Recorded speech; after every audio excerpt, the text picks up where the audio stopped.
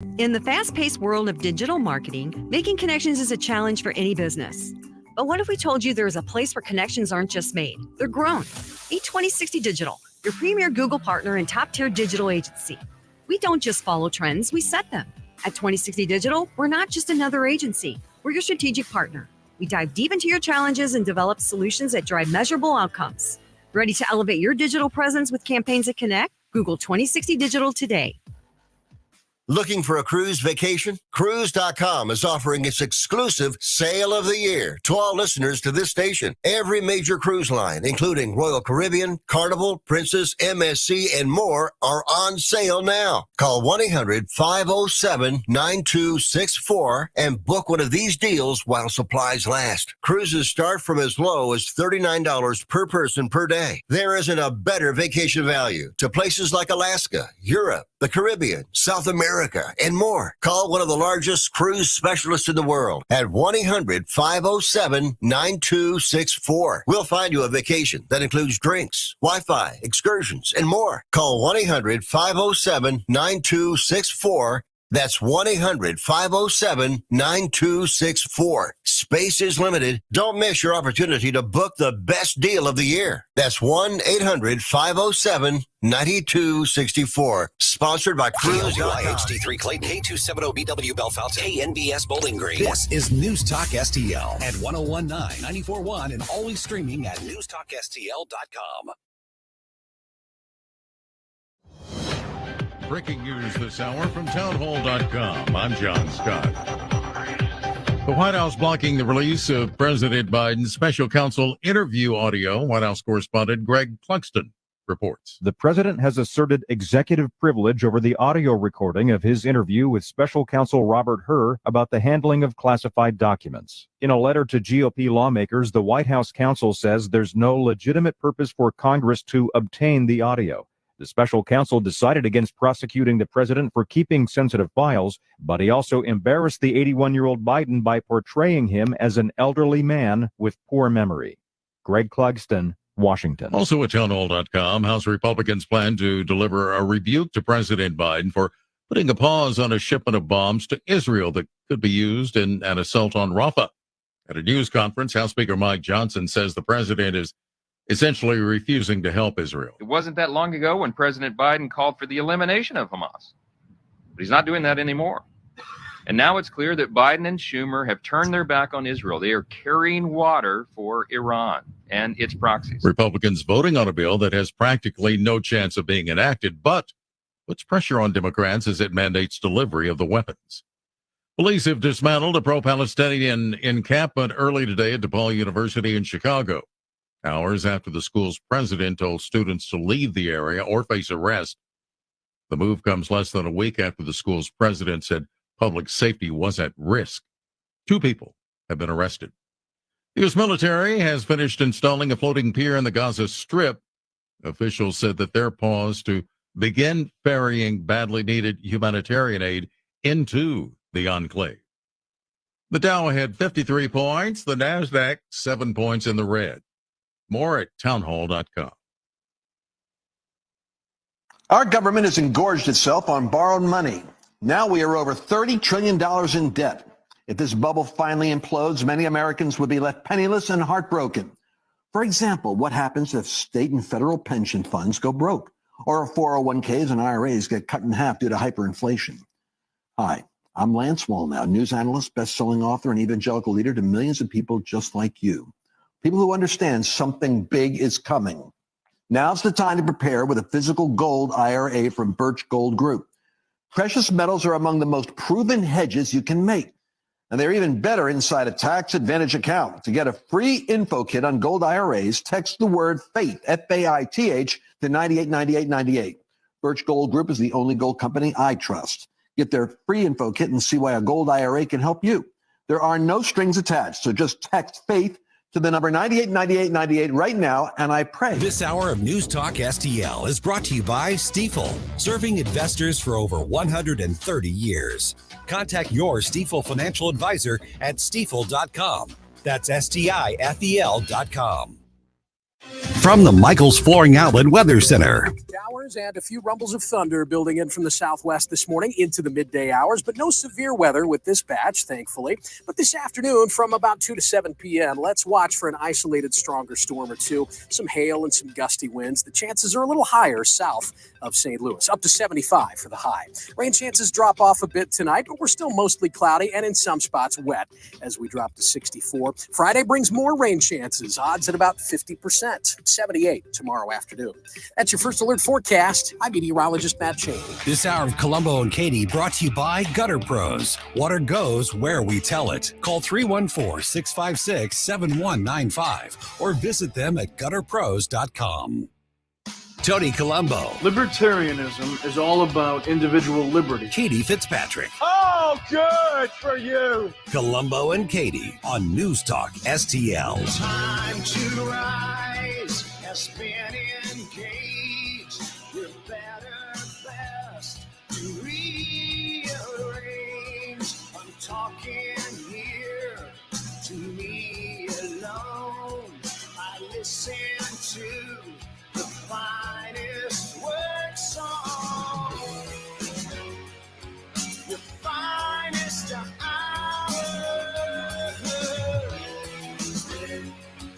the finest hour. Hello and welcome to Thursday afternoon here on Colombo and Katie on 101.9 and 94.1 News Talk STL.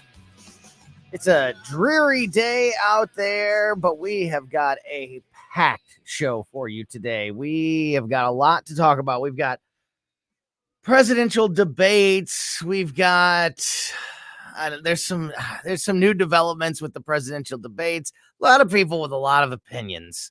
I have something to say. Yeah? And you're one of the people with an opinion? No, but I'm only going to say this, and then we can expand on it a little bit later on the show. Sure. Jimmy Fallon has changed up. We were just talking about late night shows. Yeah. He has changed up his monologue. So whatever he did, I saw a headline today talking about his joke, but I didn't click on the story because I just don't care. But I guess maybe I should care.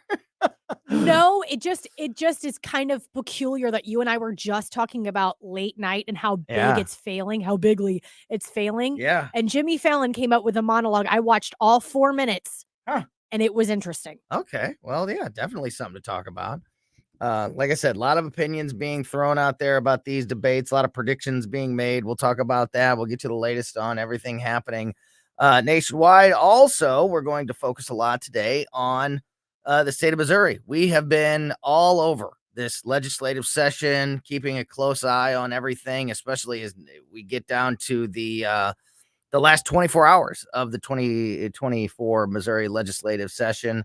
And we're all wondering, to IP reform or not to IP reform.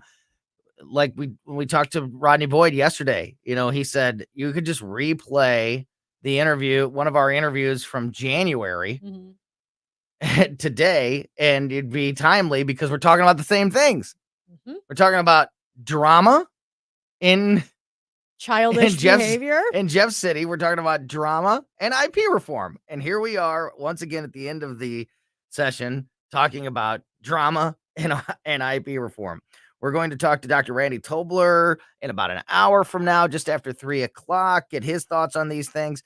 Brand new host to the radio station here, Danny Define, host of the Next Gen, which is Sunday nights at 10:00 here on News Talk STL. He's going to join us at about 2:45 this afternoon.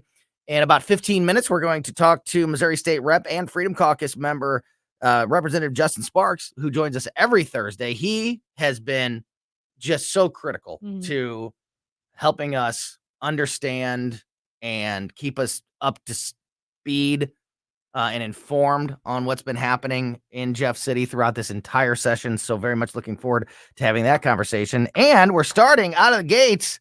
We're starting red hot with the great guests we have on the line with us to start off the show. Speaking of the Missouri Freedom Caucus, former Missouri Senator, current congressional candidate, Dr. Bob Onder is with us. Dr. Onder, thank you so much for being back on the show with us today. And I don't really know how else to categorize it except for drama and IP reform. I mean, that's Yeah. that's the title of the 2024 Missouri legislative session, is it not? Well, you're right about that, Tony and Katie. Thank you for having me back on. Yes, the drama has been occasioned by IP reform as well.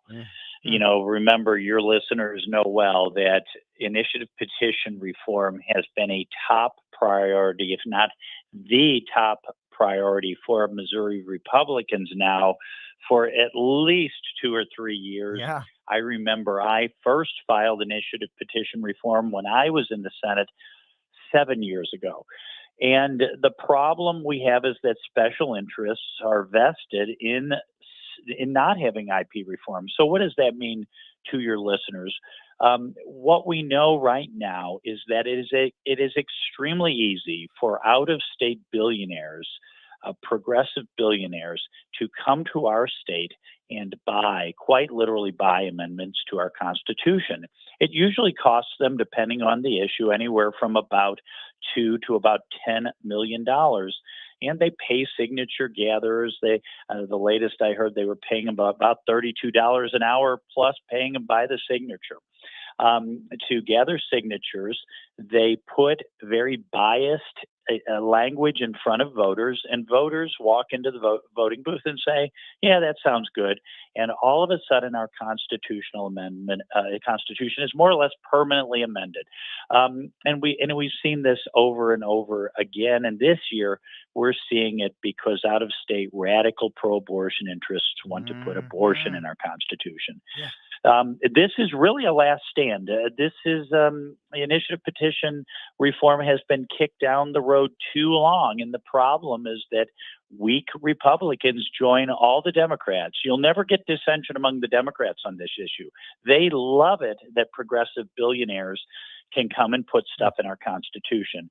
But Republicans, I don't know whether they're weak, whether they're really not Republicans at all, that they're rhinos, or whether they've just been bought off. Yesterday, 9 Republicans joined all the Democrats to send an initiative petition bill, SJR 43, to conference, and some fear that will kill it. Yeah, I was just going to ask you that, Dr. Onder, is that sending the bill back to conference with a day to go in the legislative session, is there time to get that done? It does seem to me like a tactic to just run out the clock and once again throw our hands up in the air and go, well, we tried. And that's just not good enough for voters anymore. 100%, it is a tactic to run out the clock. As that great philosopher Yoda once said, do or do not, there is no try. Yes. The fact is that too many in leadership in the Missouri General Assembly, and perhaps even the bill sponsor herself, are not trying. In fact, what they've been trying to do is the whole session is kick the can down the road and run out the clock. No, this bill should not go to conference. I think our only hope at this point, and I think this is probably what will happen, is that the Missouri House will reject this idea of going to conference. In other words, the bill that was filed, basically that's the bill that the Senate was sent back by the House. The House has done their work. One vote away. It requires one vote, and yes, it will require the previous question motion to cut the Democrats' debate off. But we just need 18 Republican senators to start acting like Republicans for a change and take that one last vote and make our constitutional requirements more reasonable. There's no reason that left-wing special interests should be able to run up the vote in St. Louis and Kansas City and change our Constitution. There's no reason why non-citizens should be able to vote, and there's no reason foreigners should be able to interfere with our elections. These are common sense principles that Missourians would overwhelmingly pass if only those 9 senators, or what do we have, 13 plus 5 is, if only 5 of those 9 weak senators would actually start acting like Republicans just one time this session, and pass IP reform, we would make government in Missouri much better, and we would fend off this abortion petition. Yeah, amen. Go ahead, Dr. Katie. Onder, whenever we look at people being emotionally tied to what's going on at the Capitol, when we look at people having an energy about what's going on in the leadership at the Capitol, do you see now more than ever that Missourians are involved? Do you see now more than ever that Missourians are questioning, why is leadership acting this way? If we have a supermajority, why are they not acting like a supermajority that's primarily conservative? Are you feeling that momentum from Missourians right now? Well, yeah, Katie, I am. Indeed, I am. I think grassroots conservatives have been more involved than ever this last couple of sessions. I think the founding of the Conservative Caucus, now the Freedom Caucus, has helped that. I think getting out the message on social media has helped. And of course, conservative talk radio listeners are being kept in the loop by shows like your own. But I think the problem is that we have people in Jefferson City, in the swamp in Jeff City, just like we do in Washington, D.C. And that's why I want to go to D.C. and fight for you there. They think that no one's paying attention. They can vote however they want. They can do whatever they want as long as they can come up with some cockamamie excuse for why they voted like a Democrat, they'll get through that, and then the lobbyists and the special interests will give them plenty of money, and they'll get reelected and then run for their next office. No, I think, Katie, voters are waking up, and I think voters are downright angry at what's going on in Jeff City and what's going on in Washington, D.C., and we've got to do something about it. That's why I'm running for Congress, by the way. Yeah, and I want to actually ask you about that, about the campaign in a moment. I have one last question about IP reform. We're talking to Dr. Bob Onder, former Missouri State Senator, now running for Congress in District 3 here in Missouri. You touched on the answer to this question earlier, but this is one that's constantly been on my mind throughout this entire process. And like you said, not just this year. This has been on our minds for ongoing. 2 or 3 years now. Exactly. Ongoing. I don't know who it benefits to have a Missouri Constitution that has 113 amendments at this point and could just be limitless if we continue to go down this path. I understand why Democrats want it now for this abortion reason, but it can also be used against Democrats. If Republicans or if a conservative special interest tries to pull the same thing. To me, I see the IP reform. I see the way it exists in Missouri now being very beneficial to special interests, but not the voters, and not even really either political party, because either political party could be held victim to it. So what is the argument for? Why are Democrats and Republicans, some Republicans, so resistant to the change? Is it just have to do with their relationship to those special interest groups? Well, I think in the case of most of the Republicans, it is their relationship with the special interests. I do think that's true. The argument for the other side is basically this: direct democracy is good. The idea that our laws should be made by a majority vote of the people, a plebiscite, if you will, something signed on the sidewalk and then glanced at on election day in the voting booth. That is not the system of government that our founders gave us. Our founders gave us a constitutional republic, a system of limited laws, a government with a fixed constitution. And all those things are safeguards against radical interests coming and buying votes, buying amendments. So really, it's bad government. It's not in keeping with our constitutional form of government, but it is very good for special interests. Yeah, Tony, I guess in theory, conservative special interests could come in and do the same thing, but they haven't. And either way, it's bad government. It's bad government. It's absolutely bad government. And of course, you can pass laws without amending the Constitution, so you don't have to have that system in place. It just is. It's baffled me for years, and I am fingers crossed and praying as hard as I can pray that this is the year that we resolve it and we're not doing this all again next year. Dr. Onder, before we run out of time with you, give us an update as you talk to voters across the state of Missouri about this issue and others as you get ready to continue this campaign for Congress. What are you hearing from the people, and how's that going? Well, the campaign is going very well. We are ahead in the polls by low double digits. We are opening our campaign office at 1 Center West in St. Charles County, 11 a.m. this Saturday morning. We have a huge endorsement this week by Missouri by Club for Growth. So we are really excited about this race. It's going well. I think it's very clear that voters of the 3rd Congressional District want to send a conservative fighter to Washington, D.C., not a swamp creature who is now a lobbyist. If you're part of the Jeff City swamp, are you really going to stand up to the D.C. swamp? I don't think so. So we're excited about our contacts with the voters, and they're responding well to our message. Look, we need to secure our borders. We need to end the socialistic policies of the Biden administration, and I want to be there in January to help Donald Trump make America great again, and we're going to do it.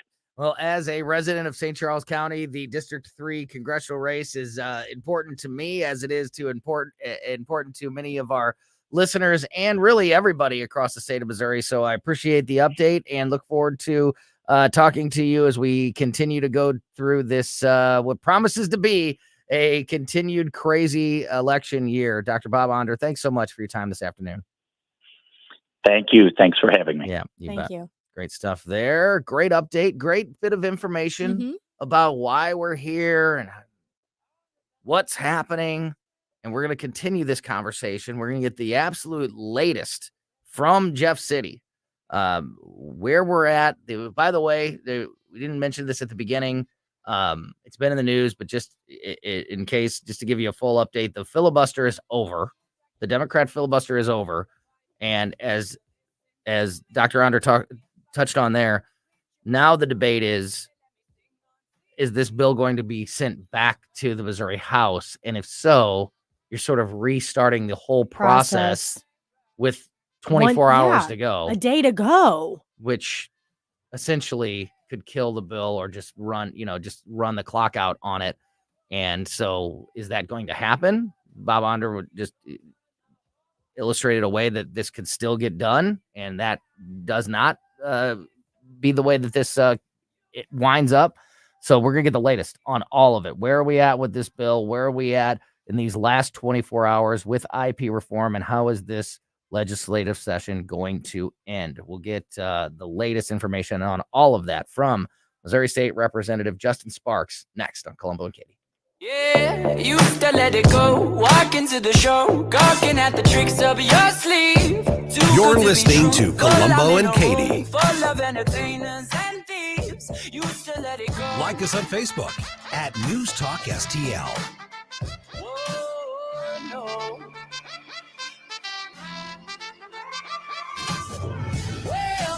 Number one for live and local conservative talk. It's a battle for free speech against the left. I think they cheated before. They're going to try to do it again. 101.9 and 94.1. St. Louis is number one for conservative talk. Depend on it. News Talk STL. I was just an hour ago in a meeting that had nothing to do with gutters or anything to do with any other advertisers or anything else, but found myself bragging about the team at Gutter Pros. Because it's just one of these companies that I am so proud to endorse and talk about. Great local business that just provides amazing service, sometimes a very important service that unfortunately people like me, I'm guilty of this, have put off. And that can be very detrimental to the health of your home or your business. Gutter Pros are the best when it comes to anything regarding your gutters, your siding, fascia, soffits, all of that area of your home or your business. Gutter Pros is there for you. They're your all-in-one gutter service team that brings years of experience and quality that's affordable right to your doorstep. I've seen that in person at our house. I've told the story before about needing them when we bought our new house because of the gutter damage that was there. And what I thought was going to be a big, expensive project was nothing like that at all. And I was pleasantly surprised. And my only regret was that I had put it off and built it up in my head to be a bigger issue than it was. I should have just called the Gutter Pros sooner. So if you have a gutter issue at your home or business, again, whether it be with the siding or you need leaf protection, gutter repair, new gutter installation, they do it all. You can also take advantage of their free estimates offered just to, figure out what's going on. And it doesn't even cost you a dime at that point. So call the Gutter Pros now if you have a gutter issue at your home or business at 314-656-7195 or just go to gutterpros.com. Hey, I'd like you to get to know Dr. Daniel Cusimano and Dr. Megan Dwyer. Those are dentists and my dental team, along with their dental team at Advanced Dentistry of St. Charles. Whether it's economic value with their dental savings plan and their real concern about giving you value, which is, of course, quality at a great price, or whether it's their personal values, their dedication to absolute precision. I can tell you when I go in and get my treatment there or just a cleaning, whatever, it's always, I get this feeling it's like laser guided precision. Well, yeah, they have lasers, but they don't do that for everything. Of course, it's the right tool for the right job. Whether it is dental implants, whether it's just general dentistry, cosmetic dentistry, and by the way, he can use some Botox in all the right ways for those applications as well. You'll find the greatest of care, the greatest value delivered with people who have real values, the values we share at Advanced Dentistry of St. Charles. Get to know them by calling 636-978-0226, 636-978-0226, or advanceddentistrynow.com. That's Advanced Dentistry of St. Charles. I'm Dr. TJ, owner of the Institute of Natural Health, co-owner of Optimal Nutraceuticals, and the host of Wellness 101. Wellness 101 is designed to cut through the nonsense and provide you common sense, science-based information regarding health and wellness. On the show, we discuss topics like thyroid health, gut health, hormone optimization, and many others. Our show airs Saturdays at 10 a.m. and 2 p.m. and Sundays at 11 a.m. and 3 p.m. right here on News Talk STL. For more information, visit us at inhstl.com. That's inhstl.com. The Jefferson City Report, brought to you by Gutter Pros. Water goes where we tell it. Call 314-656-7195 or visit them at gutterpros.com.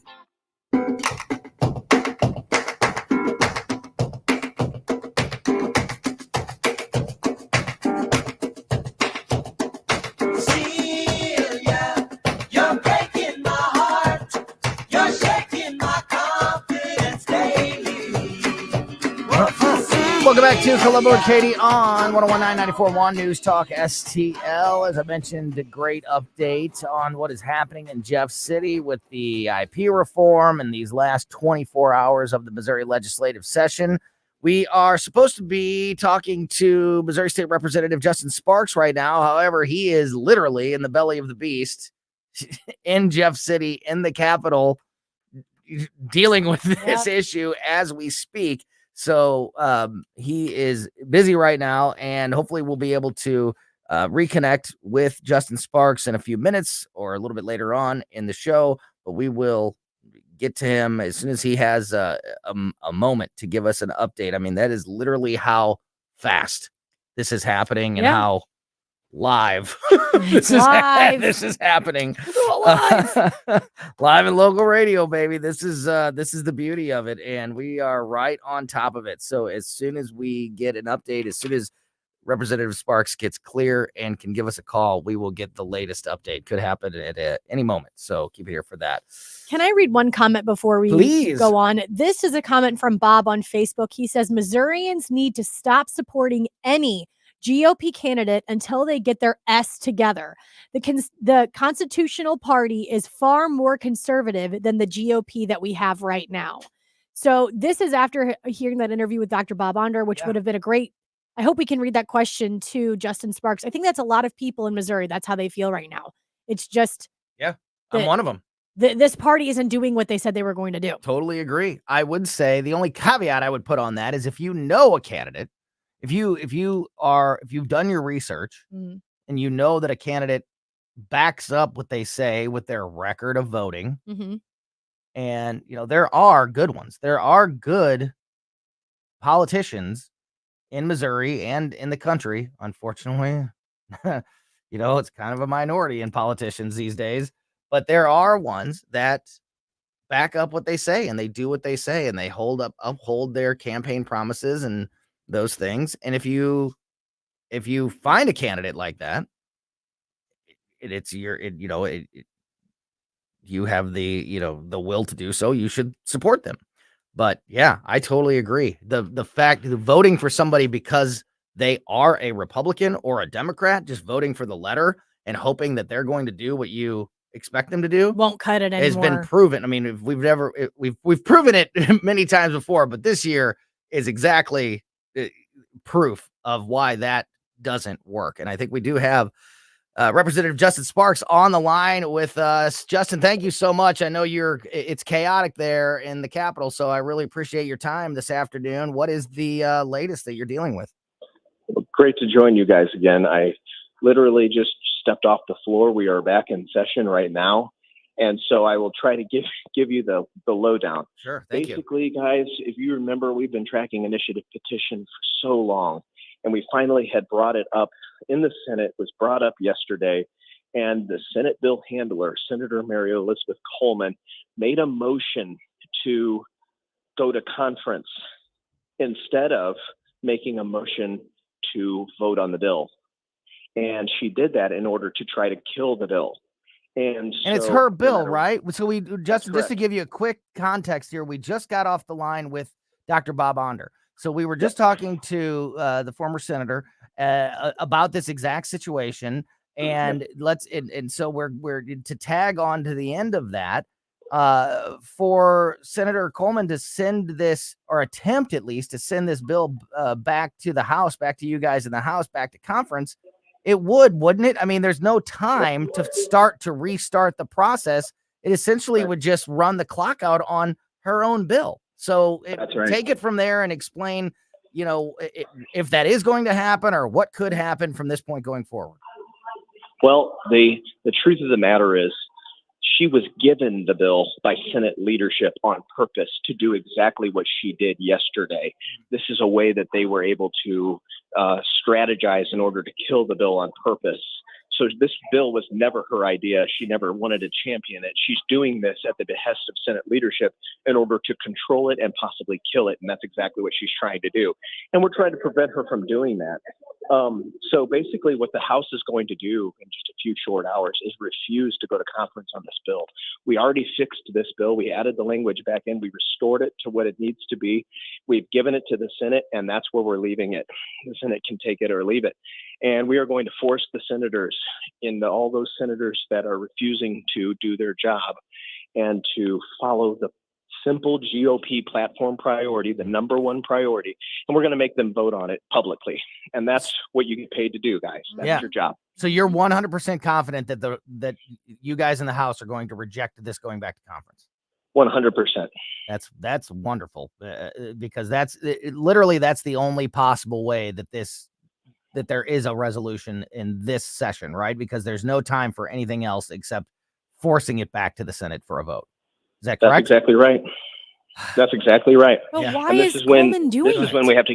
Yeah, so that's a great question. You have to remember, all these conversations we've had about all the special interests that are hell bent on killing this process because there's so many people that make money off of it. The industry of an initiative petition. This is what it's all about. And they've promised big checks. Trust me. How is it not political suicide for a Republican, a Republican senator to do this? Because, there's 113 reasons why this is a bad idea. That's all the amendments in the Missouri Constitution right now. We don't need an amendment, a constitution that has 113 amendments to start with. So there's plenty of reasons why, but specifically right now, as we know from all of our conversations, Justin, with you and others, that this is also tied into the abortion issue right now. right. And if this Absolutely. doesn't get done, we can always do what we've done the last 3 or 4 years in a row and say, we'll do this again next year. We'll get to it next year. But if we don't do it now, if we don't do it in the next 24 hours, it opens the door for pro-abortion laws to be part of the Missouri Constitution. And knowing that, how any Missouri Republican can expect to survive politically after being the ones that ushered in abortion to be in the Constitution. I just don't. I know you're not the right person to ask this question. It's Mary Elizabeth Coleman and the leadership people are the ones to ask. But Justin, it just doesn't make any sense to what is in it for you, your political future to do that to the conservative voters of the state. Guys, we can speculate all we want. All I will tell you is this person, this senator at one time was a co-author of the heartbeat bill and has championed herself for years as being pro-life, a pro-life warrior. And let me explain something to you. We're not talking about abortion up to 16 weeks. We're talking about full unrestricted abortion, partial birth abortion, in which Missourians overwhelmingly reject. And yet there will be one name and one face responsible for this returning to Missouri, and it's Mary Elizabeth Coleman. And I can't believe it. I can't either. And I mean, I can't believe any Republican would be the one that would be opening the doors to this. And can you just explain to people why it's the way it is now? And if the time does run out on this, it's really easy to amend, the Missouri Constitution, but it's much more difficult to undo it. So it's if this happens and this becomes an amendment in the Constitution, it's not as simple as changing laws, which we see happen every year in every state and across the country. But if this is in the Constitution, the chance for Missourians to change the abortion laws, and even if you just want to restrict them, to your point, like even if you're pro-choice to an extent, but you're disgusted by the idea of full-term abortions and partial birth procedures and all these barbaric, which is the category that I definitely fall into. Sure. That opportunity will be taken away from you. This is going to be the way it is. How much more difficult is it to undo an amendment if we allow this to continue and this does become a part of the Missouri Constitution? You are bringing up probably one of the most important and least talked about points of this entire debate, is that once it's changed and that founding document is altered, on average, nobody will look at even adjusting it for 20 years because the Constitution is the founding document. It's untouchable. So to change it is easy. To change it back is nearly impossible. So this is it. This is exactly what we're talking about. It's like we're not even having a conversation about exceptions. We're not talking about rape or incest. We're not even having a discussion. We're talking about full unrestricted abortion to the day of birth, and which is something that Missourians have overwhelmingly rejected. But Missourians statistically will have a conversation about exceptions. We'll have all those conversations, and they're important discussions, frankly. And yet, overwhelmingly, have rejected this notion, and yet that's what we're facing in 24 hours. Are we seeing right now, friendships, not necessarily, but are we seeing relationships break and end because of the strife and because of the contentiousness surrounding the IP reform bill? Are we seeing people that might have, as you just said, Mary Elizabeth Coleman was the co-founder of and a co-signer of the heartbeat bill. Are we seeing these relationships crumble to the ground because we can't get something as simple as this done? Well, it's really simple, because it's like people are wanting to hide under the cover of not wanting to be put on the record on this issue, because frankly, guys, the way it works, people have made deals and frankly sold their soul. I mean, there's no other way to describe it. I went and visited pregnancy resource centers with Mary Elizabeth Coleman. I listened to the words that she said. I even questioned her in the elections committee very specifically about what she did and allowed to happen to her bill. And I said, if we in the House restore your bill, are you going to defend it to the very last day of session? She promised me she would. She even said she would advocate for the PQ, previous question, to shut down debate. And yet she just broke her word to me, guys. She was under oath. It's on video. You can watch it yourself. Yeah, and I want to say also that because we get this a lot, and rightfully so. I'd be asking the same question. We get questions about, well, why don't you talk to that person? Why don't you have them on? You're saying all of these things. I just want to make it clear that we asked multiple times today to have Senator Coleman come on the show today, and we have not gotten a response. We would love to hear that side of the story, and we would love to have the conversation, but unfortunately, we're only having the conversation on this side because this is the only side that will talk to us. So keep calling her. Don't hold your breath. Yeah. And she's been on before. I mean, it's like you said it, she was an author of the heartbeat bill, and she's championed a lot of pro-life causes in the past. It just doesn't add up. And so, Justin, I've been clinging to your optimism. Yes. For quite some time. Session, because I am not an optimistic person when it comes to politics in general.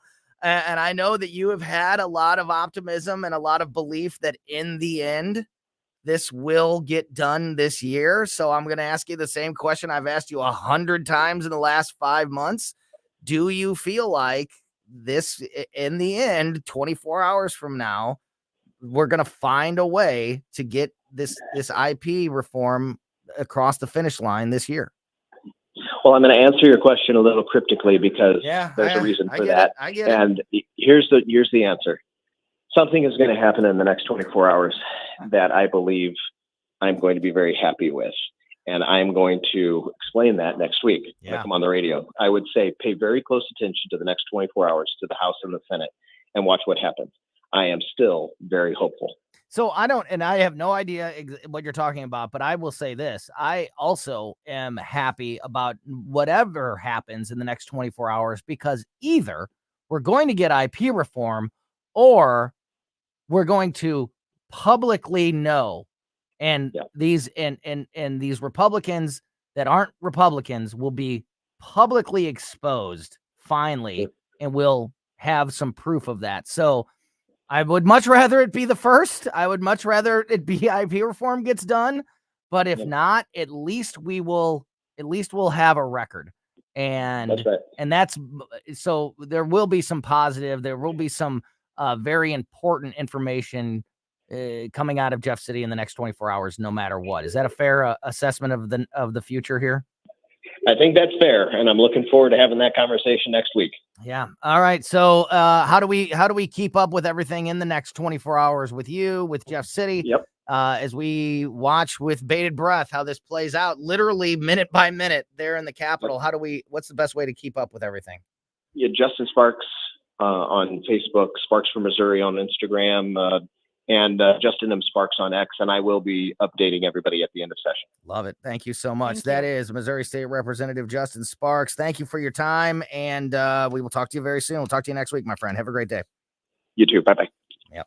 Yeah, and he's literally rushing back in. Don't you love that? He's like, I took time off the floor to come call you guys. Yeah, yeah. And it's not awesome. Because of us. It's No. because of getting that information out. We to have the to listeners, know. to everybody. Yeah, just getting that information out to everyone. And so we know what's going on in Jeff City. And I'll tell you what, I'm dead serious about what I just said. Like, I would much rather it be IP reform. I would much rather have that resolved and that problem fixed. But if we don't, knowing that's why I asked Justin, 100%. The House is not going to take this into conference. And he said 100% not going to take this into conference. That is crucial. Mm-hmm. That's why I doubled down to get an answer on that question. Question on everyone's mind. Yeah, because if they don't take it to conference and Senate leadership still tries to run the clock out, it's going to be public record. That vote is going to be public record. Mm-hmm. So either we, as I said, we get IP reform, or these Republicans that aren't voting like Republicans will be publicly exposed. So either way, the voters of Missouri get crucial, beneficial information. I just hope it's the IP reform one. All right, we are going to continue with our lineup of great guests on a very busy Thursday afternoon. Brand new show host here to News Talk STL, Danny Define, host of The Next Gen, which is now every Sunday night at 10 p.m. here on News Talk STL. Danny's going to join us live in studio next on Colombo and Katie.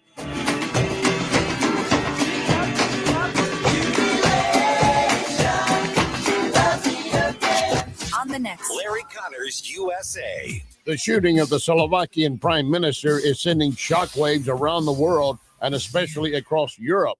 Larry Connors, USA. Now, weeknights 6 until 8 on News Talk STL. 1949, the last time a Republican held the top post in St. Louis City. A gallon of milk was 84 cents, and streetcars ran down Grand Avenue. The city was booming. Unfortunately, St. Louis City streets are no longer the epicenter of family and business life. In the 80 years of Democrat control, our city has been on a steady decline. St. Louis City Republicans believe it is our duty to provide a different path forward. Learn more at stlouisrepublicans.com. paid for by St. Louis City Republican Pat Curtis, Farber Treasurer. Tim Jones and Chris Arps in the afternoon. Dr. Carol Swain. I had heard of Claudine Gay. During my final years at Princeton, I heard all about this brilliant Black student at Harvard, but I did not know that the brilliant Black student at Harvard was using my work for her dissertation. I have a year that I can pursue legal remedies. Good. Tim Jones and Chris Arps, weekdays at 4 on News Talk STL. Southern Armory, your hometown gun store. Come and be more than just a customer. Southern Armory, we carry the best guns, holsters, knives, magazines, ammunition, and even food storage. Special orders are welcome. Southern Armory, 1 mile east of 270 and 44, 9901 Watson Road, and southernarmory.com. That's southernarmory.com. Whether you're purchasing your first firearm or adding to your collection at Southern Armory, you're more than a customer, you're part of the family. Follow Southern Armory on Facebook or at southernarmory.com. This hour of Colombo and Katie brought to you by Gutter Pros. Water goes where we tell it. Call 314-656-7195 or visit them at gutterpros.com.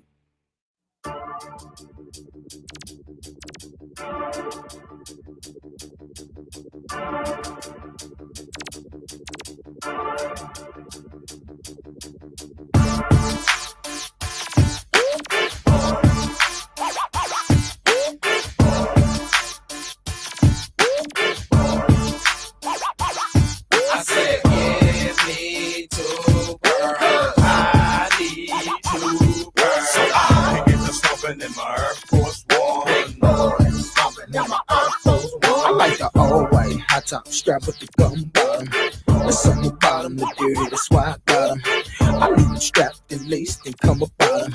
The last person that touched him, I damn shot him. Now, if you look and see lime green forces is kiwi, you couldn't get this color if you had a. Welcome back to Colombo and Katie on 101.994.1 News Talk STL. I love the Nelly. Do you know my 13-year-old daughter loves Nelly? Like this Nelly. Like, okay, so my Nelly. Your Nelly. Like country grammar.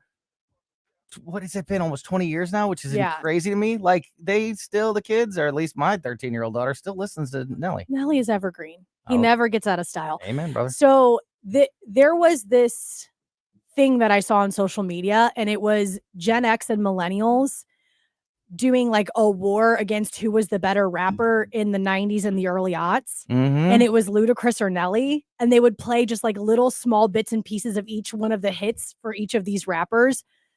It just brings me back to a time that I'm like, that was some good stuff. You were probably 10.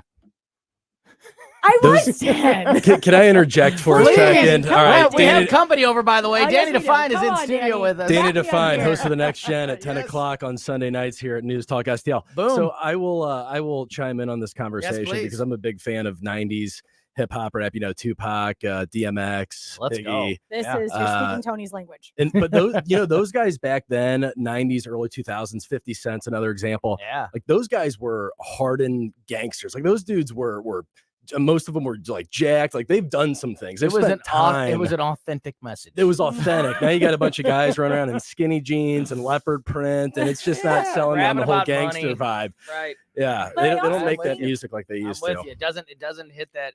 It doesn't have that authentic I heart. think there's also a switch in what makes you BA right now in culture. Like people used to rebel a lot against the government. And it used to be cool not only to be a gangster, but also to have an idea that was anti-establishment, anti-government. And now you're seeing a lot of rappers, a lot of alt rock think that like being with the government is cool. Danny, it's a complete flip from what it was even 20, 30 years ago. It is. We talk about things and I want to talk about the conversations you have on your show, which I think are very similar to the ones that we do here. Yeah. We can talk about IP reform, but then we can talk about 90s rap just as easily.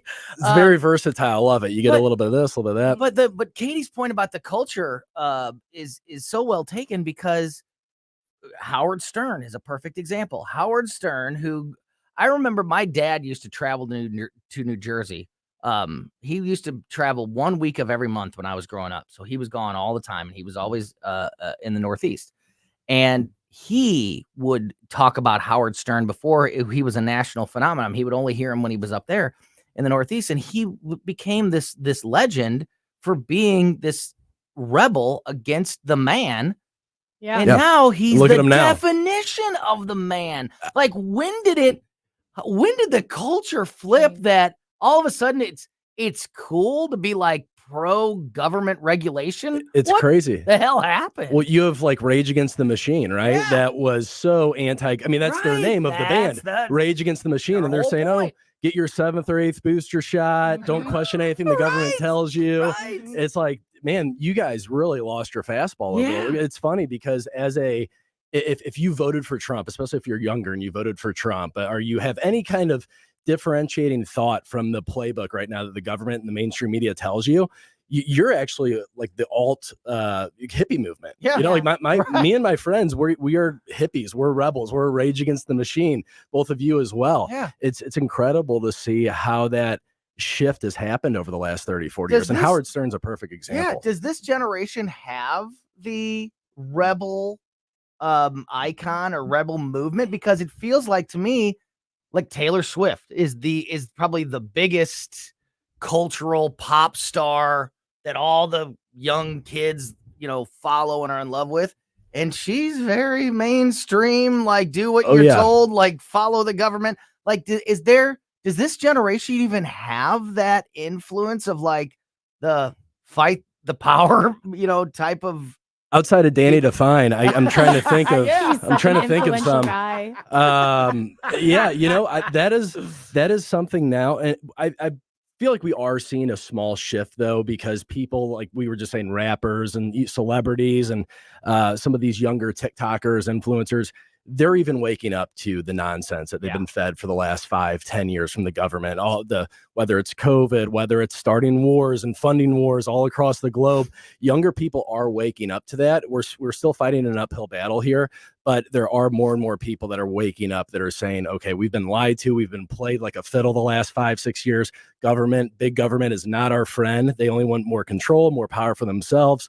So we're in a better spot than we were, let's say 3 or 4 years ago. And cancel culture is another thing too, because I do stand-up comedy. I actually was at the Funny Bone last night. Nice. Oh, nice. And that is my way of fighting the machine, Rage Against the Machine. It's expressing my First Amendment, which is my favorite amendment.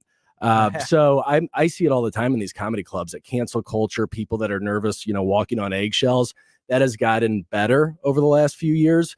Again, still not where we need to be, but I feel like there is a shift happening right now. So do you think a lot of this culminated because we did experience Trump as our president for 4 years? There was a lot of backlash with that. We saw a lot of people ripping their hair out, crying in the streets.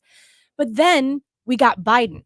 And I feel like the awakening because Biden is so horrible and has been such a detriment to this country, has actually been a beneficial move for people that are young to open up their eyes and say, eek, we might have voted for the wrong person. We might have done the wrong thing, because now they can compare and contrast the two presidents. Yeah, I think the only people that are still far in the Biden camp are people that are either just Trump derangement syndrome, just will not, no matter what it is, they cannot vote for Donald Trump, or they're just in denial. They can't admit that, hey, I think I made a mistake in 2020. I voted the wrong way, because you can't defend it anymore. Even CNN, even MSNBC, you're seeing what's going on in Gaza. You're seeing what's going on in Ukraine. You're seeing the southern border, the economy.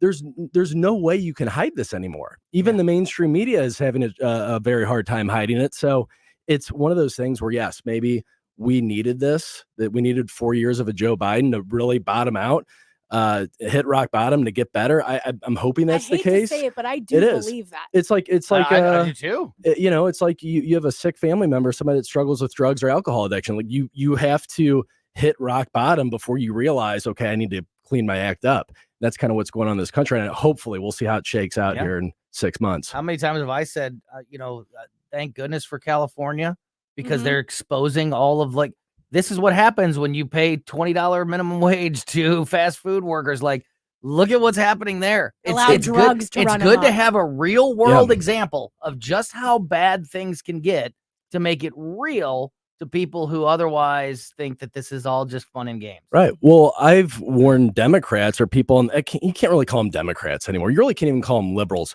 but they've been hijacked. The Democrat Party's been hijacked by a lot of these radicals, far left. Yeah. And I've said, but they've allowed it to happen. They have. Which is even worse. And I've tried warning moderate Democrats that still think it's the 1965 Democratic Party.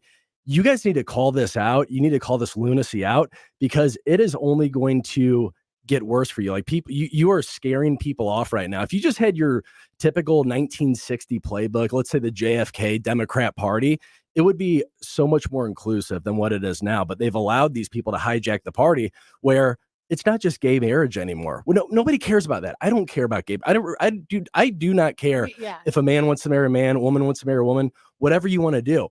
I don't think many people care about that.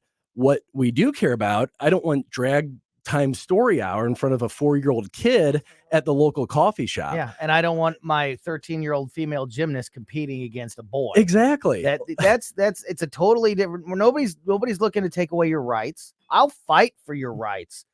For gay marriage, gay rights, but that does not extend to you playing sports, or a man being in a girl's locker room and putting those girls in an uncomfortable, dangerous situation. They always take it so far, and they just completely hijack themselves. Yeah. You give them an inch, and then next thing you know, it just goes so far off the rails. It's absolute lunacy. Yeah. And we're just trying to restore some sanity here. That's why you have to be forceful to put a stop to it. You do. Because the idea of, and Republicans have done this for years in national politics, in Missouri politics, and Illinois politics.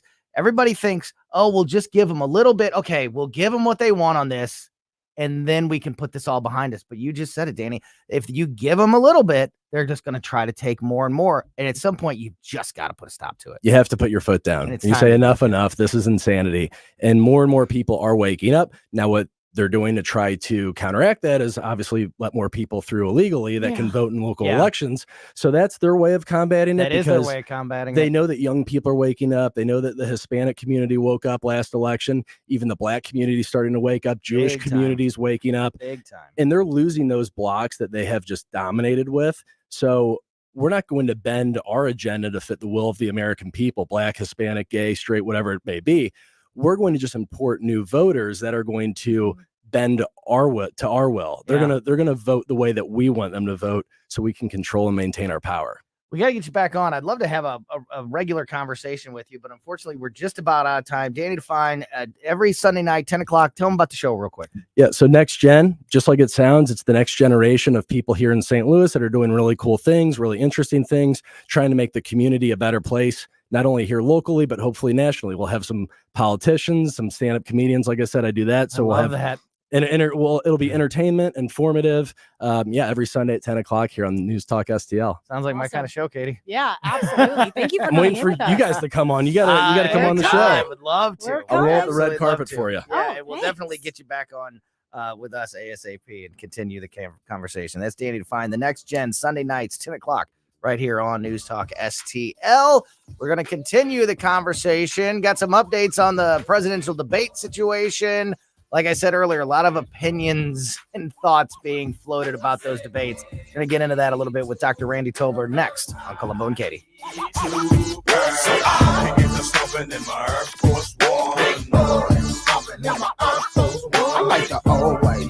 Caring for a loved one is stressful.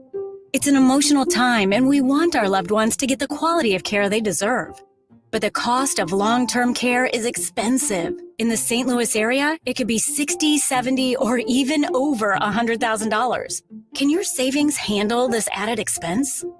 Fortunately, News Talk STL listeners have an expert right here.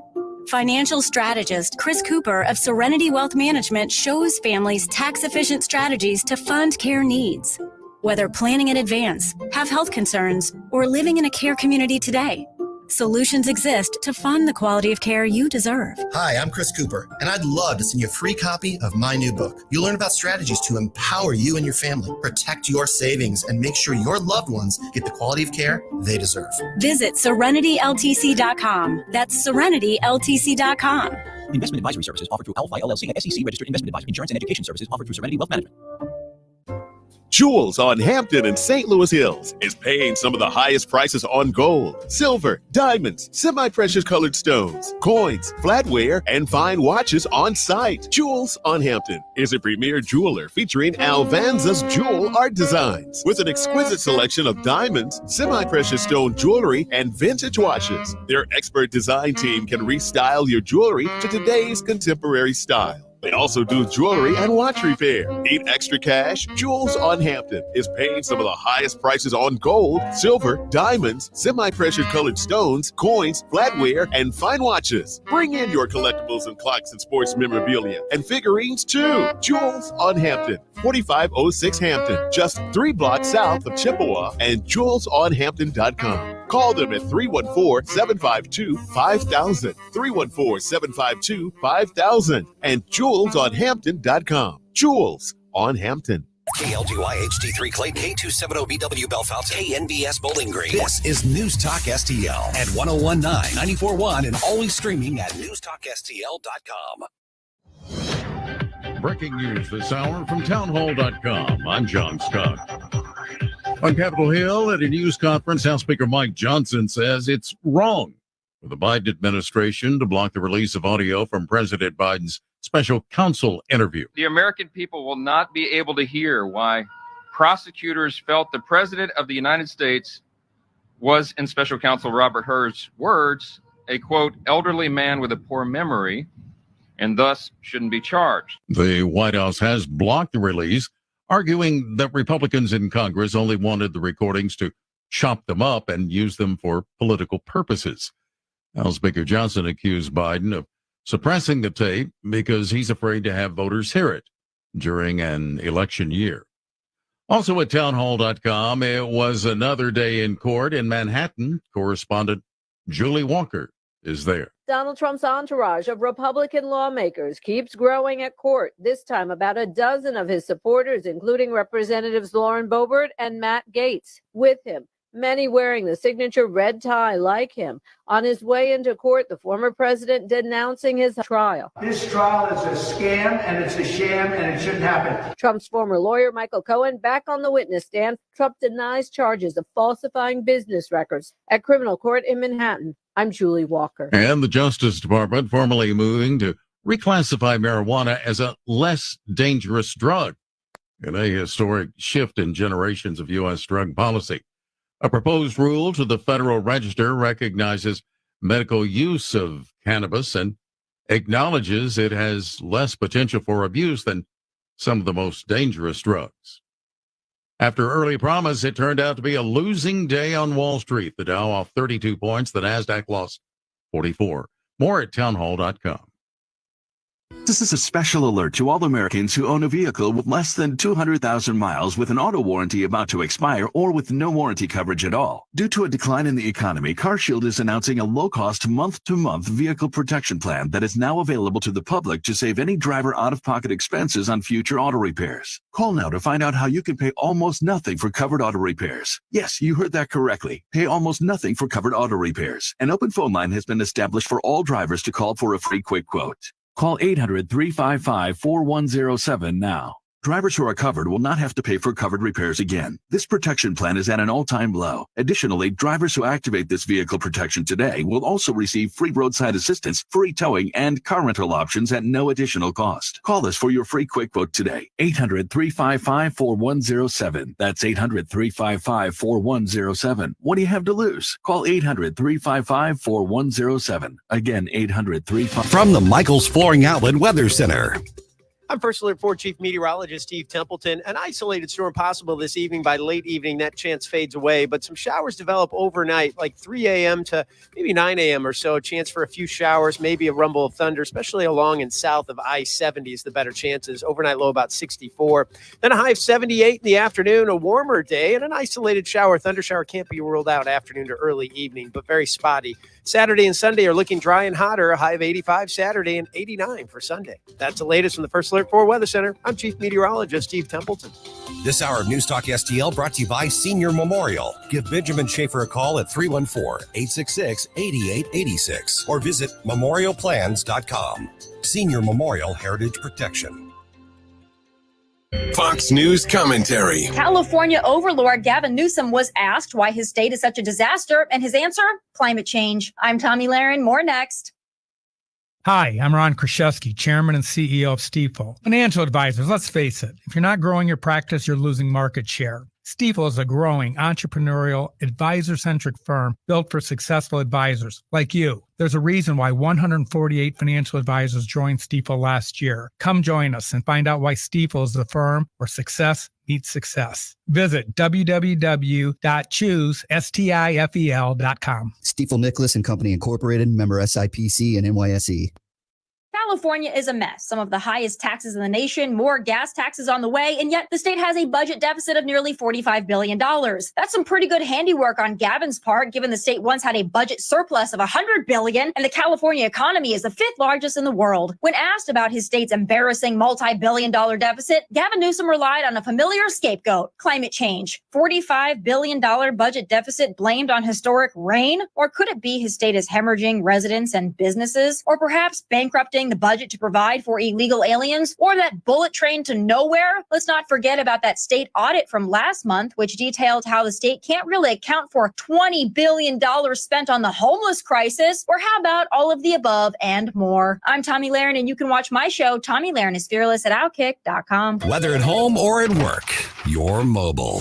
So when you're mobile, stay mobile. Keep St. Louis's home for conservative talk with you wherever you go. Download the News Talk STL app in the App Store or at newstalkstl.com.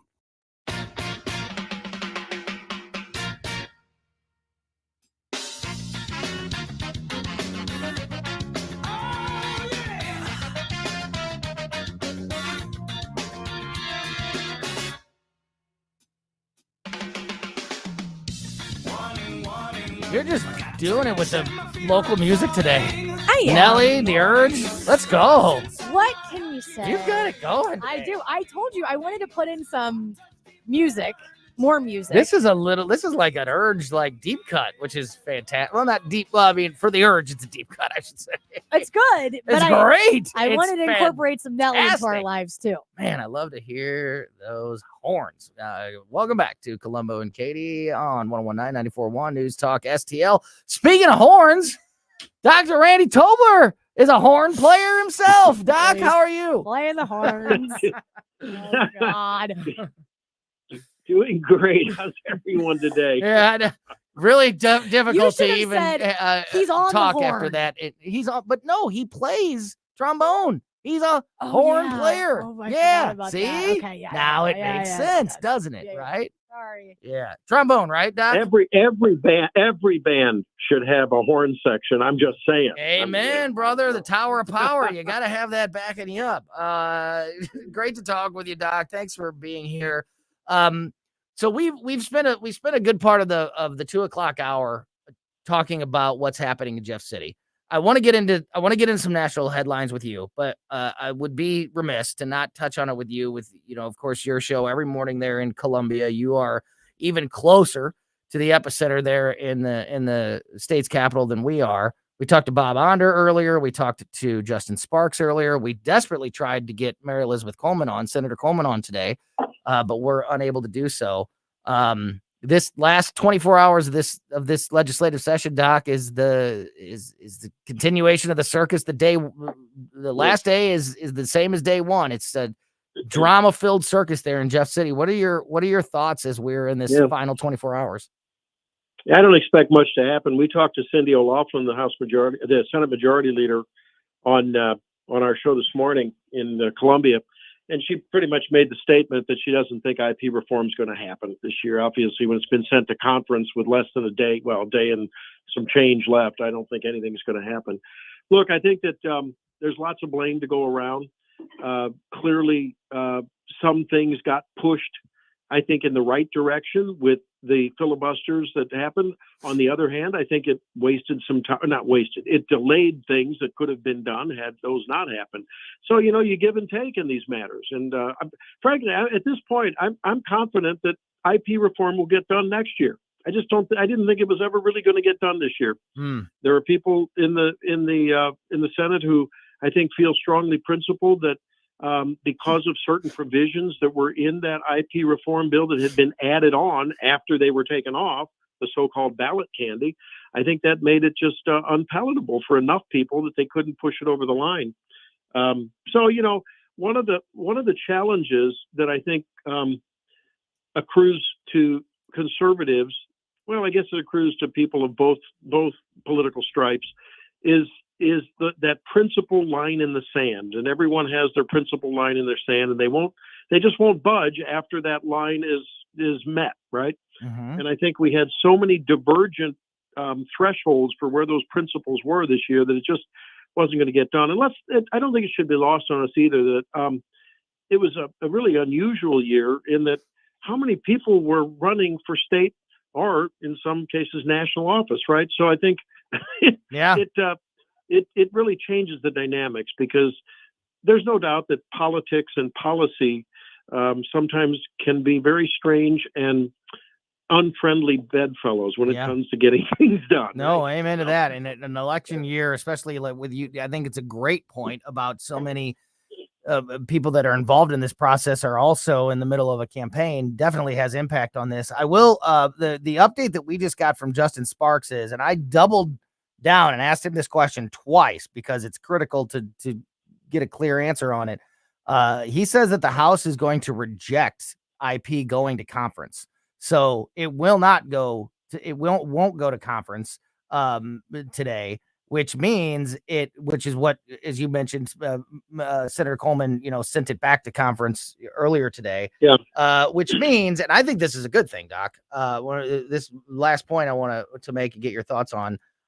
Either it goes back to the Senate and they have to pass it the way it is now because the House is going to say no to it going back to conference. And like I said, I asked him twice. I said, 100% you are sure that that you guys in the House are going to reject this going to conference? And he said 100%.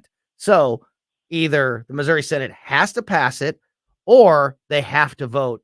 And at least we'll know, at least all that voting, and we'll be on the record, and we'll be able to, there will finally be a record of this that voters can use instead of, well, I tried this, I tried that. I think either way this plays out, the people of Missouri get some very important clarity and some good information about how this finalizes. I don't know that the procedure mandates that there needs to be a vote now after it's rejected by the House. Is that what's next? I'm not enough of a that was the way that Justin Sparks explained it to us, is that it was either going to, it would either have to be passed or that this would force a vote in the Senate before it would close. So Yeah, I'm going to go back and listen to my own podcast because there was so much information downloaded from Justin Sparks, and we talked to Bob Onder before that. So yeah, but if I have the understanding correct, then that's the way this is going to have to play out over the next 24 hours. So. Well, at the end of the day, I'm not sure that had it passed this year, I guess there's some controversy whether it would really affect the abortion petition that seemingly has enough signatures anyway, right? So, not sure about that. Yeah. Whether it would apply to what I think a lot of people are very concerned about in this cycle anyway. Mm-hmm. So, I would love to see everyone on the record and then let the chips fall where they may. Maybe some folks who on the GOP side who voted to send it to conference rather than to sort of force that vote. Maybe they would have a different feeling if in fact they had to take a vote. But I don't know. I didn't know that the Democrats couldn't go ahead and filibuster some more if they want to. Because one of the things I remember, a particular statement Cindy O'Loughlin said this morning to us, she said, every senator has equal power. And I think she was referring obviously to the filibuster power. So maybe that at some point after these procedural, acrobatics go on, is curtailed. I don't know why, but he didn't seem like he thought. But the idea of the Democrats restarting the filibuster was not even part of the conversation. But I don't. But again, I don't. I only can get what I can get from those conversations. Well, I think what we can say is this confusion and the complexity of the process, I think alone is. Can we all agree, whether we're Freedom Caucus people or whether we're, other, GOP people? Mm-hmm. I will not use the word rhino anymore. I think that's really bad for GOPs to do that for one another.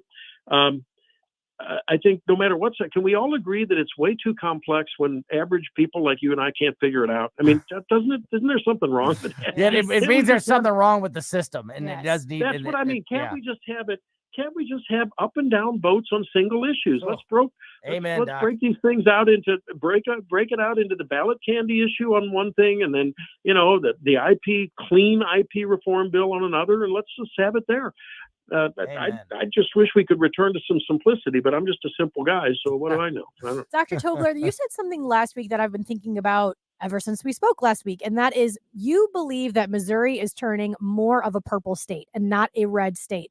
And after you said that, I talked to Tim Jones about it. I talked to Mike Ferguson about it. I couldn't get that out of my mind that was a perception that could be a possibility. Scooter on our Facebook page wrote to us saying, I don't believe Missouri is a conservative state. KC and St. Louis aren't. Columbia isn't. Springfield is neither here nor there. Alec reconfigured the levers of power in the GOP's favor, and he ends it with this. It could easily swing back to Democrats, and I think the pro-choice amendment in November will bear that out. Do you agree or disagree with that last sentence? I think that last sentence tells us a lot, right? It used to be that if you were a conservative and you wore the Republican, you had an elephant on your T-shirt, you were pro-life, and there was no doubt about it. Well, I think there's people that maybe, especially young conservatives in the tent of conservative righteousness, will say, "Well, I'm fiscally conservative, but not so much on the cultural things, right?" And so I think that those are called libertarians.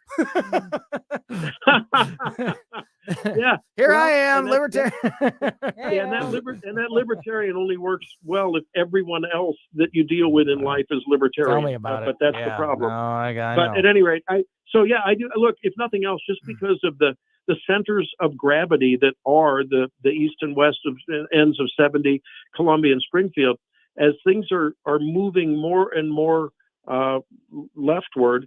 And let's be honest about it. There's other goodies that people get. I mentioned Medicaid. There's a lot of Republicans who either they or their daughters, take advantage of the Medicaid obstetric thing that's pretty much available to most people these days. And we're just seeing more and more movement to the government. And look, everyone in state government got a 3% raise this year and a almost 9% raise last year. That's looking pretty good. So we're growing government really nicely. That's going well too. That goes along with the thesis. Yeah. I tell you this from a guy who we spent, the families, the elements of our family that live out on the East Coast and those of us that live here, met in Nashville for Sammy, our youngest, 30th birthday this last weekend. And we were just a little east of Nashville in a VRBO. I'm telling you, I keep saying it to whoever I talk to, whether it's my friend Tim or Bill or Cindy, who's a friend of mine, and Caleb, who I'm acquainted with, all very good people. I'm like, can you guys just take the template? Can you just clone what they're doing in Tennessee?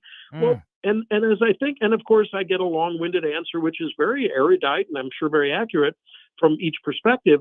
But the real answer is Nashville's a very red metropolitan community, right? Yeah. So the metropolitan population is largely what dictates how these states are going, right?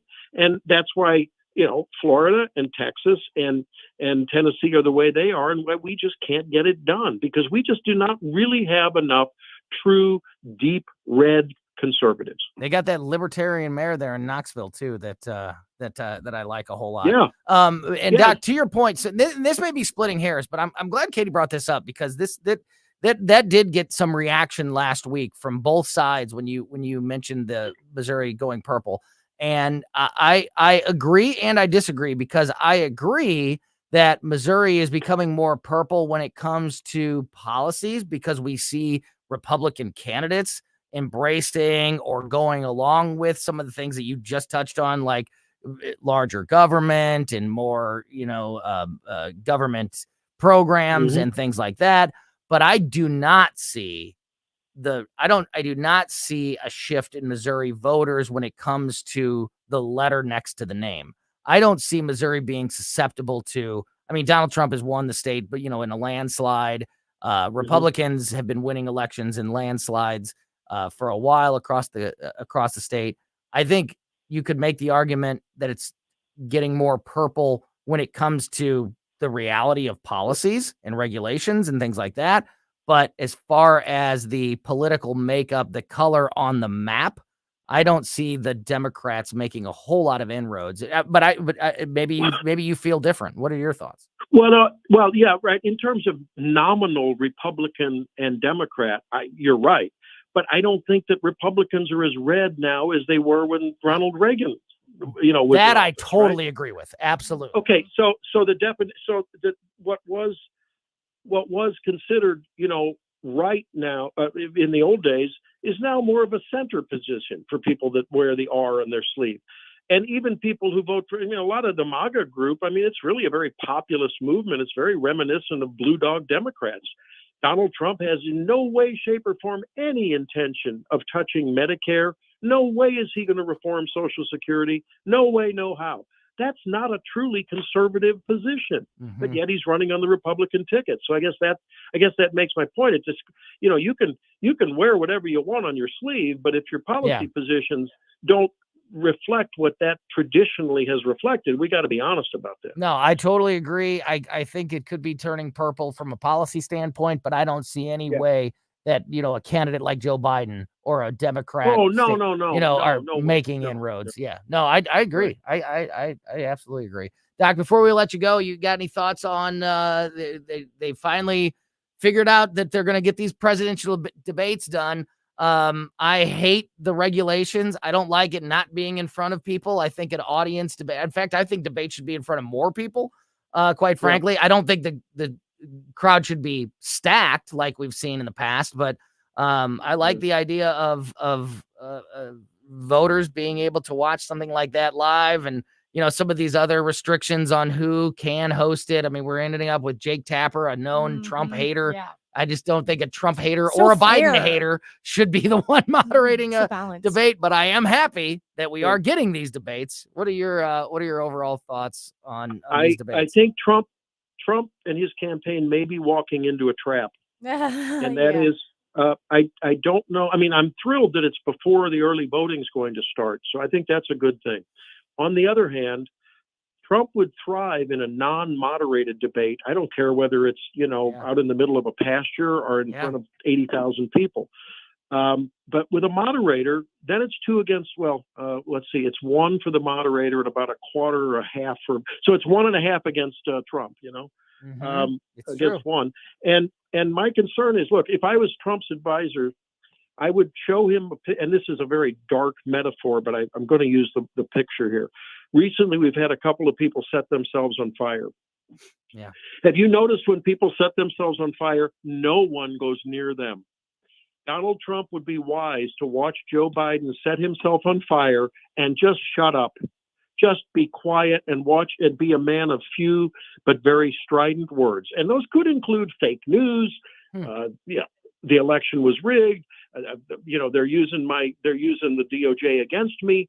But don't let Joe destroy himself, because given the long leash, he will run and choke himself on it. But if Trump wants to bloviate and make a battle of it and go crazy, I think he's going to be in trouble. That's why, on the other hand, the mic muting when Joe's speaking is a very helpful thing for Donald Trump.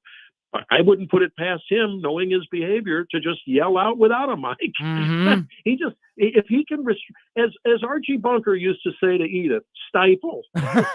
Doc, you're so right. It's either going to be he's going to play, he's going to go into those debates under control with this whole new approach, knowing he's going to shock everybody by all of a sudden stopping when the mic's muted and catch everybody off guard because, oh my God, he's playing by the rules and he's attacking, he's letting he's using these unfair regulations, against the Democrats because, we all expect him to be, more boisterous, like you just said, or it's going to be that he's either going to surprise everybody and try to beat them at their own game, which I think he could, or he's going to, like you said, he's just going to continue to scream. It's not going to matter that his mic's off. He's just going to keep on going. And either way, it's going to be can't miss television.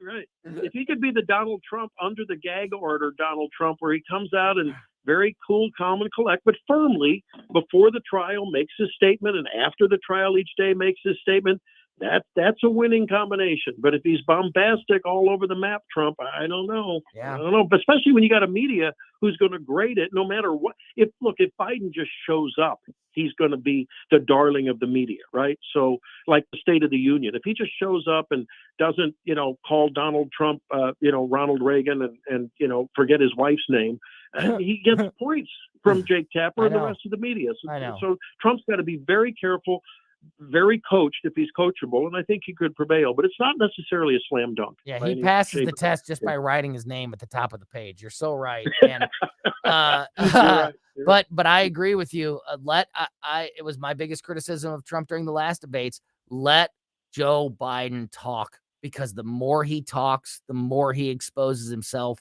And now, 4 years ago it was bad. It's exponentially worse now. Yeah. And I would just love to see Joe Biden twist in the wind at a debate with, not even be able to put his thoughts together. So I love it. Let him talk, let him expose himself, and, slam him when it's your time to talk. Yep. I would love to absolutely. see that approach. In short, look presidential. Yeah, that's a good way to put it. Dr. Randy Tobler, really appreciate your time. As always, of course, you can hear Doc every Thursday with us here on Colombo and Katie, every Saturday morning here on News Talk STL, 6 a.m. to 9 a.m., and every morning on the Eagle in Columbia. Doc, as always, really appreciate your time this afternoon. Have a great rest of your day. Yeah, you too. See you next time. Yeah, you bet. Great stuff there from Dr. Randy Tobler. All right, got a story here. Crossing the Mississippi River, over 80,000 Illinois residents who have been banned from owning guns just keep owning their guns. And I say good for them, especially if they were banned for a BS reason. Mm-hmm. So I want to explain this story more next on Colombo and Katie. They're calling. Colombo and Katie, the new faces of talk radio. Little punch up and go-karts, and Katie's ready to rock. Okay. 1019 and 94.1 News Talk STL, live and local. Listen to what those local folks are telling you. News Talk STL. If you are a household like the Colombo household that suffers from allergies, or it's just been a while since you have had your home professionally cleaned, it is time to take advantage of a great offer from the cleaning pros at Zero Res. You know, your carpets in your home are not only a huge investment, but they're also your number one air filter. And right now, if you suffer from allergies like so many of us do in our home, you're just rebreathing, recirculating those allergens, the bacteria, the germs that are in your carpets. And that is why it is such a awesome opportunity to take advantage of this offer from Zero Res. If you book a cleaning in the month of May with Zero Res and mention the Colombo special when you book, you can get 3 rooms of carpet cleaned starting at just $129. Plus, you can take $50 off your air duct cleaning. Again, just a perfect time of year to take advantage of this. Of course, the cleaning pros at Zero Res can do it all. It's not just carpets. It's not just air ducts. It's tile. It's upholstery, furniture. They can clean just about any surface in your home. And believe me, they have done just that at our home over the years. We love Zero Res.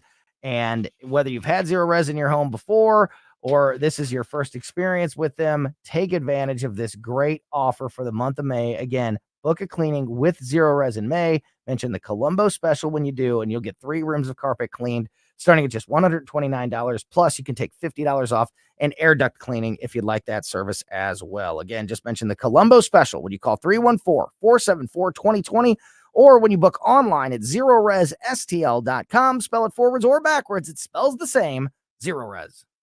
As the daughter of an OBGYN, I learned from a young age that no topic is too taboo for discussion at the dinner table. This family-centered, transparent approach to health and wellness that my dad, you may know him as Dr. Randy Tobler, created for my siblings and I, is what we strive to deliver to our patients at Body of Health Direct Primary Care. I'm Sammy Tobler-Gregory with Body of Health, where relationships matter. Come learn about healthcare the way it ought to be and schedule your free discovery call today at bodyofhealth.com. That's bodyofhealth.com. This is Larry Connor's commentary on News Talk STL. In this corner, wearing blue trunks, Uncle No Jokin' Biden. In this corner, wearing red, white, and blue, Donald the Legend Trump. Yes, it's on. They have agreed to 2 debates. Biden and Trump will debate at CNN June 27. They'll do a second debate with ABC September 10. Joe Biden is already saying, I don't want a studio audience. I want to just be in there with a moderator and on the TV sets. I don't want anyone in the crowd. You wonder why. Well, Nancy Pelosi had said, I would never recommend going on stage with Donald Trump, but the president wants to do it. And I do think the format he wants is a good one. A CNN correspondent stated, I asked an aide about, doesn't this look a little risky either way for Biden? And then the aide said, well, not debating could be even riskier. Looks like he's hiding out. Looks like he's not up to it. Well, we'll find out when the punches start going, right? So from one corner to the other, go to your neutral corners. And remember, when you come out, be ready to deliver your best punch, but no punching below the belt. Get more Larry Connors on Larry Connors USA. Tonight at 6 on News Talk STL. Question, do you know what vermiculite is? It is an insulation in the attics of hundreds of thousands of homes and public buildings. Looks like kitty litter, but often contains asbestos. Wellington Environmental is the largest company in the Midwest that can remove that hazard for you. Wellington has what is called the General, a powerful industrial vacuum that can suck vermiculite out of the attic. Hang on, there's something else you should know. Many of you might qualify for up to a $4,000 rebate. You should at least contact Wellington to see if you qualify. And here's something else. Wellington arrives at the time they give you, not sometime within 4 hours. 314-644-4930. 644-4930. WellingtonSTL.com. WellingtonSTL.com. Wellington Environmental. Your world. Cleaner. Better, safer. Be well with Wellington.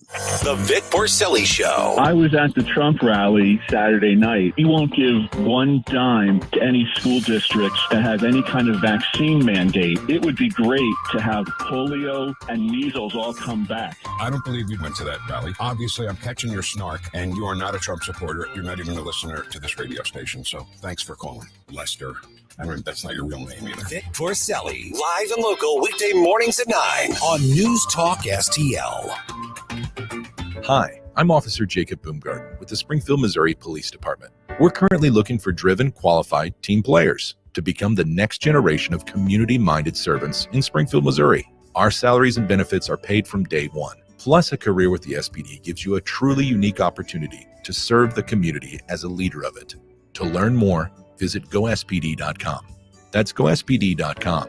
Gospd.com. Brought to you by the Springfield, Missouri Police Department. Hey, St. Louis, my name is Rob Carter. If you are sick and tired of the corporate news bubble, if you like unedited information free from corporate money, if you want straight talk with no script, join me weeknights from 8 to 10 p.m. on The Rob Carter Show. Live and local, weeknights at 8 on News Talk STL.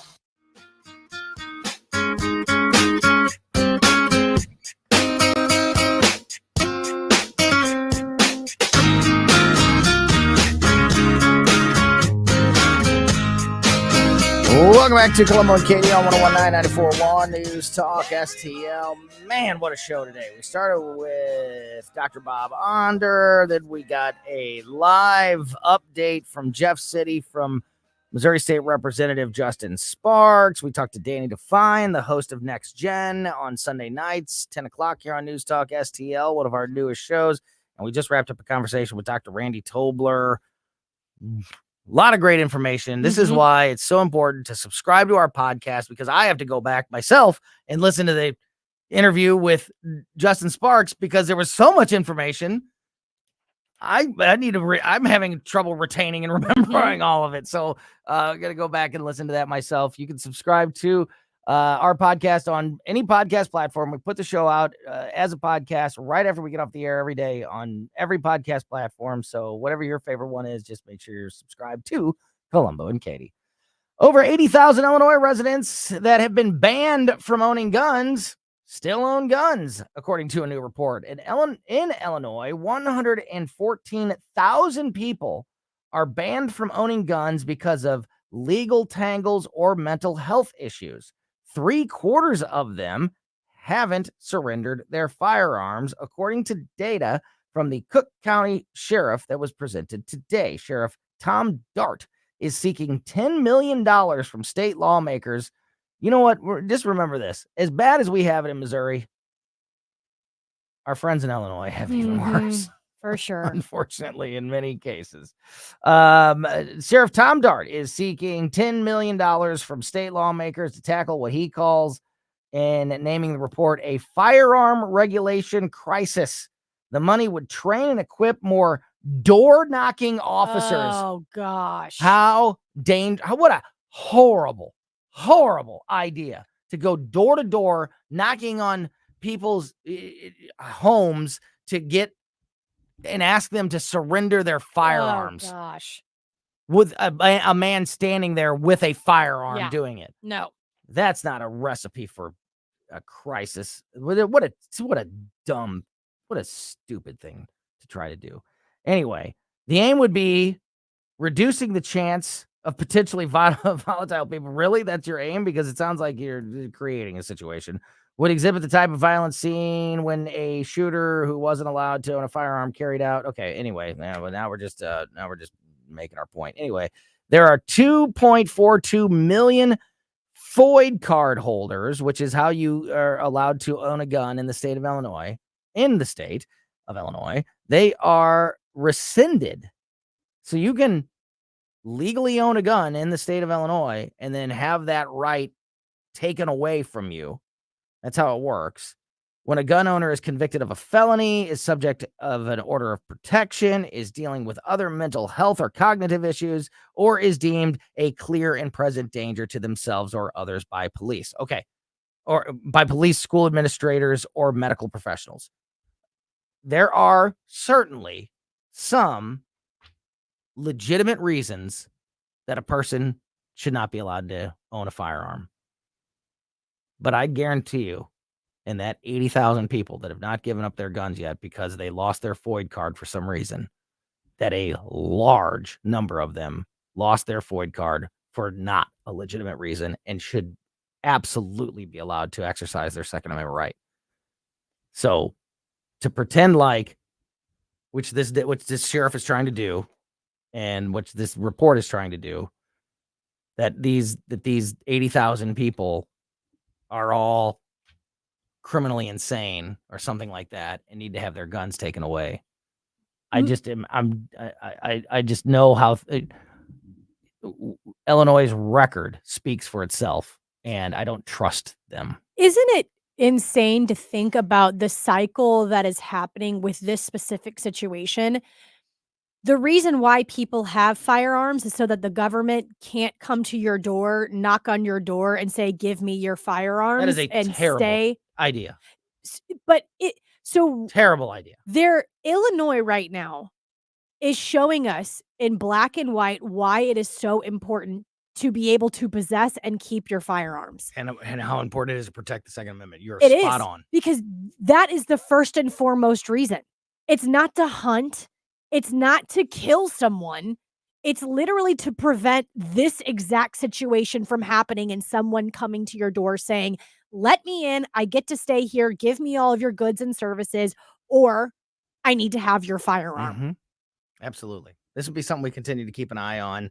And as this report was just released today, so I'm sure there's going to be more details in it, and I will be reading it and we'll be passing it along if there's any other important information in there, especially for our friends in Illinois. Here's another bad situation for you iPhone people. Oh, yeah. Us superior people. People online are claiming that Apple's new iPhone update has resurrected their old deleted nudes. Oh my gosh, that's amazing. Now, why the story has to be written like that? What's happening is old deleted photos are coming back. For sure. But of course, what's making the headlines is people are going, "I deleted those nudes 10 years ago and now they're back on my phone," which is very concerning, by the way. Even just old photos that you deleted, could maybe cause a problem 5 years later down the line. I'm sure they were kept on the cloud if you in leave some way. Well, but that's not what iPhone says. That's not what Apple says. I'm sure they're It's kept on the supposed to be cloud. gone. Yeah, I Kind don't of see that exposing happening. themselves as a lie, and Yeah, I think it's hanging out on the cloud. So this has not been addressed officially at all, but it's popping up all over tech blogs and in chat forums regarding iPhones, and so it's definitely making its way not just on social media, but in other publications about people talking about how after they ran the latest update on their iPhone, old pictures from years ago are suddenly This is so funny. showing back up in their camera roll. Ah! Yeah, what? Hello. How's she doing? Yeah, Captain Willie, how'd you get here? Bye. I love the thought of that. I love the thought of that. Just like, whoa. So according to Apple, if you delete a photo, it goes into your trash for a month, and then it's gone.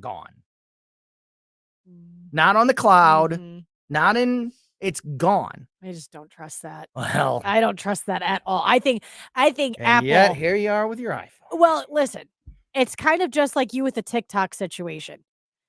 It's all bad. Yeah. I'll give you Steve that. Jobs is that. gonna say I'll it's give you it's that. a deleted from the cloud. It's staying on that cloud, honey boo boo. Just like TikTok is stealing your I don't think information. Steve Jobs is saying that. No. Well, he was maybe once upon a time. Maybe he was. What's the other guy? Tim Apple. Is Tim that Apple. what Tim Trump Apple. called him? Yes, that's Tim right. Apple. Tim Apple. Tim Apple. Created that We dark got cloud. all these industry leaders here. Tim Apple. I miss that. I do miss too. Tim Apple. I do too. It'll be back soon. It will. It'll be back soon. Hopefully, But the debate. anyway, iPhone users, listen, if you've ran your new update, you might want to check and make sure. If you're worried about any old photos, your nudies. What? what is possessing people to send a nude to like a stranger or something? And the fact that the resurfaced nudes is enough to be the headline of this story shows you just how sick we are. Twisted. You got to go delete your nudes again, people. So go do that right now. I love it. All right. Katie and I'll be back tomorrow at 2:00, hopefully. In the meantime, keep it here for the O'Reilly Report next to the Tim Jones and Chris Harb Show on 101.9 and 94.1 News Talk STL. Turn me around again. News Talk STL is proud to have Doug Voss as part of our lineup every week. Doug has been a staple on St. Louis radio for many years as one of the leading financial experts in the area. You can hear Doug and Safe Money Radio 3 times every weekend on News Talk STL. And in case you miss anything, you can check it all out at DougVossSafeMoneyRadio.com. What else do our listeners need to know, Doug? Simply put, I focus on helping pre-retirees and retirees build, preserve, and protect retirement assets, and I've been helping my clients solve their insurance and financial needs for the past 33 years. I also strive to educate my clients on how to prepare for retirement, minimize the impact of market volatility on their assets, and deal with the challenges of increased longevity. Call me today